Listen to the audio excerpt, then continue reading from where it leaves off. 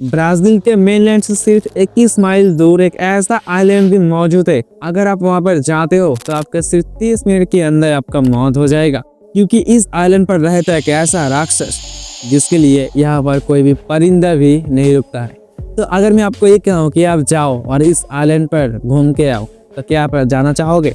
फिलहाल आप तो शायद जाना चाहोगे, लेकिन ये बता दूं, आपके जाने के ठीक 10 से 15 मिनट के बाद शायद आप जिंदा नहीं बचोगे। जी हाँ, मैं बात कर रहा हूँ दुनिया के सबसे खतरनाक आइलैंड स्नेक आइलैंड के बारे में।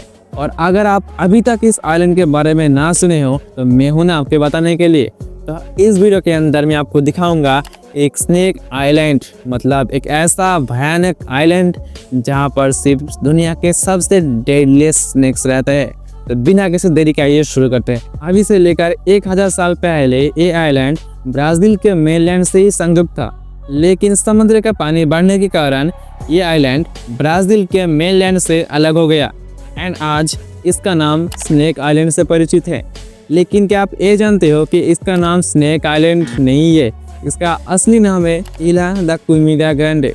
हालांकि इस नाम के पीछे भी एक बहुत बड़ा कारण है। जब ये आइलैंड ब्राजील के मेनलैंड से कनेक्ट था तब भी इस आइलैंड तथा पूरे ब्राजील में थोड़ा बहुत सांप देखने के लिए मिल जाता था, लेकिन जब समुद्र की वजह से ये आइलैंड मेनलैंड से डिस्कनेक्ट हो गया तब भी कुछ सांप यहाँ पर फंसे थे और कुछ लोग भी यहाँ पर फंसे थे। धीरे धीरे समय जाने के बाद इस आइलैंड में जो लोग थे उनका खाने का संकट दिखा दिया, इसलिए उन्हें ये सोचा कि चलो एक काम करते हैं, जितने भी जंगल है वो सारे साफ कर देते हैं एंड केले का खेती यहाँ पर करते हैं।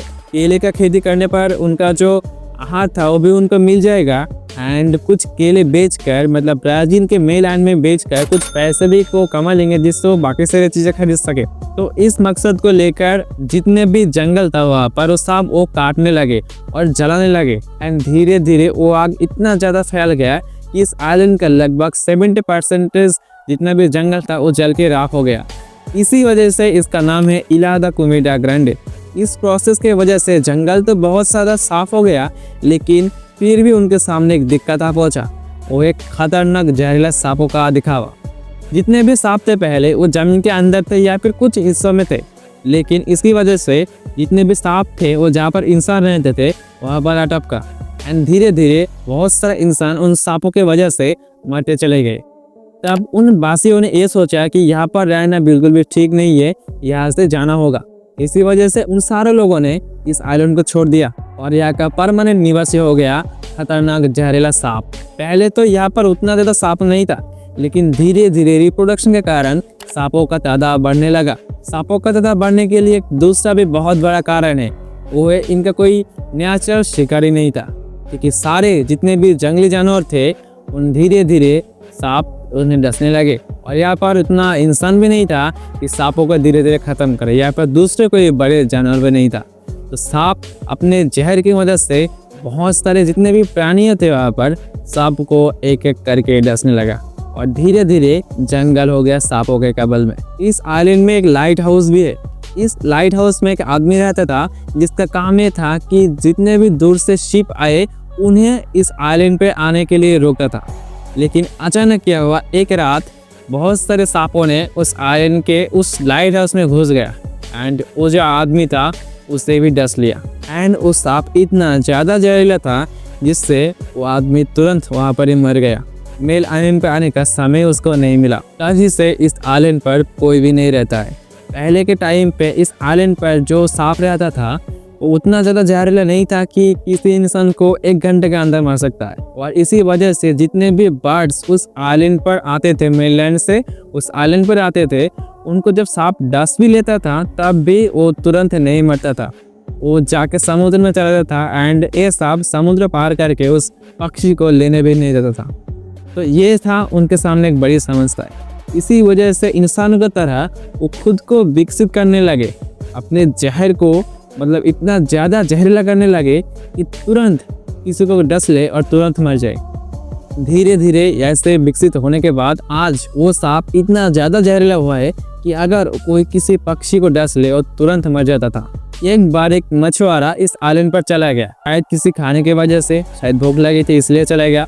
तो जाने के बाद वो इंसान कभी भी लौट कर नहीं आया। उस इंसान को ढूंढने के लिए कुछ लोग उस आइलैंड पर गए थे, लेकिन वो भी कभी वापस नहीं आ पाए। उसके बाद गवर्नमेंट परमिशंस के कुछ मिलिट्री वाले वहाँ पर गए थे एंड वो ये देखते हैं कि सब लोग मर चुके हैं, उनका बॉडी यहाँ पर सर्वाइव एंड वो देखते हैं कि उनके शरीर पर सांपों का काटने का निशान था। तब वो ये सोचता है कि उन्हें शायद सांपों ने काटा होगा। तो तभी से ये आइलैंड किसी के लिए भी परमिशेबल नहीं है।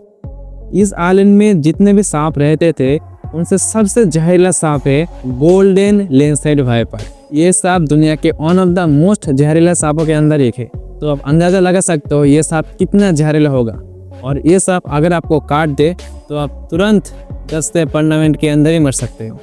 हालांकि ये आइलैंड मेनलैंड से बहुत ज़्यादा दूर है एंड जितने भी सांप होते हैं वो समुद्र तय करके यहाँ पर नहीं आ सकते।